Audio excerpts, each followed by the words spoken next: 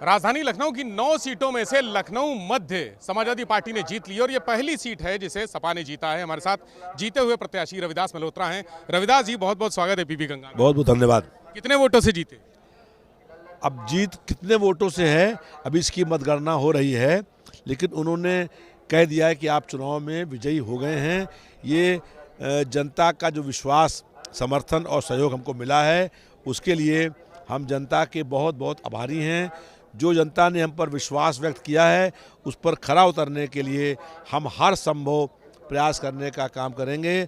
लखनऊ मध्य क्षेत्र की जनता की ये आशा थी कि समाजवादी पार्टी की सरकार बने, अखिलेश यादव जी प्रदेश के मुख्यमंत्री बने। अगर हम लोगों की सरकार बनेगी तो जनता से हमने जितने वादे किए हैं वो सारे वादे पूरा करने का काम करेंगे। कितना कड़ा मुकाबला था रविदास जी? मुकाबला बहुत कड़ा था, इसलिए क्योंकि भारतीय जनता पार्टी की सरकार थी, उनके पास सत्ता था, धनबल था, प्रशासन था। 28 फरवरी को हम लोग मतगणना स्थल के बाहर थे, तभी हमको मालूम हुआ कि एक सरकारी गाड़ी में 4-5 लोग बैठ करके इस स्ट्रांग रूम के बाहर खड़े हुए हैं। हम लोगों ने बाहर नारेबाजी करी, तब वो अधिकारी ने भागने का प्रयास किया। हमने दौड़ा कर पकड़ा, तब देखा उसमें लखनऊ सेंट्रल के आरओ थे। हमने कहा, जब आपको मालूम है कि इस परिसर के अंदर गाड़ी लेना मना है तो गाड़ी लेकर क्यों गया?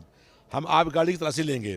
जब गाड़ी तलाशी ली गई तो उस गाड़ी में लोहे की राड, हथौड़ा, छेनी, आरी, प्लास, पेचकस, ताला, चाबी और राड सब मिली। तो उसके बाद हम लोगों ने जब नारेबाजी करी, अधिकारी आए तो यहाँ पर एलईडी लगाई गई।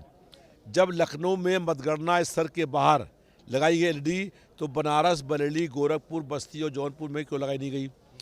उसके बाद हम लोगों ने जांच की मांग करी, तो मुख्य चुनाव आयुक्त ने जांच के आदेश किए। जांच हुई और जांच में वो आरओ दोषी पाया गया और उस आरओ को तत्काल प्रभाव से हटाया गया। तो इसका मतलब साफ हो गया कि जांच के बाद उस आरओ को हटाया गया और दोषी माना गया। तो इसका मतलब है कि भारतीय जनता पार्टी ने बड़े पैमाने पर धांधली और बेईमानी करने का काम किया है, लोकतंत्र की हत्या करने का काम किया है। हम लोगों ने रात भर यहाँ पहरा दिया है और पहरा दे करके जनता के एक एक वोट को बचाने के लिए संघर्ष करने का काम किया है।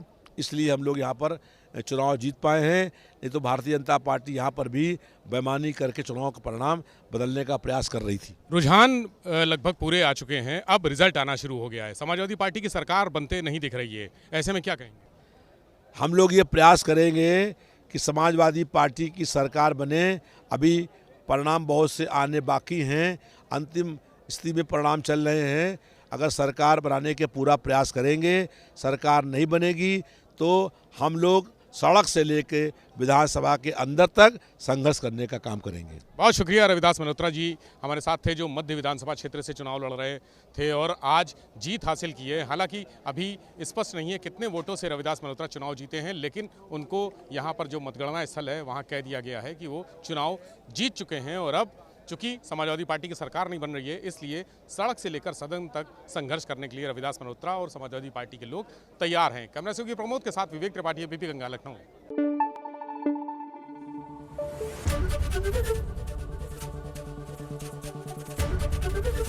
एबीपी गंगा, खबर आपकी, जुबान आपकी।